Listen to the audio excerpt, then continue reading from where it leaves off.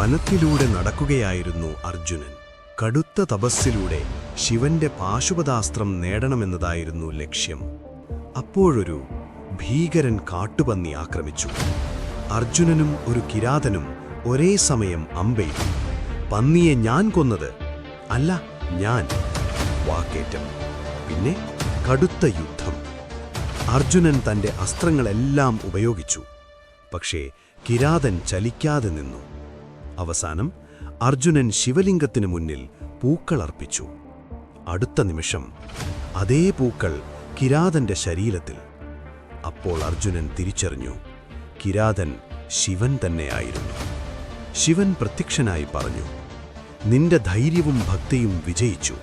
അങ്ങനെ ശിവൻ പാശുപതാസ്ത്രം അർജുനന് നൽകി. ശിവശക്തി ജയിക്കട്ടെ.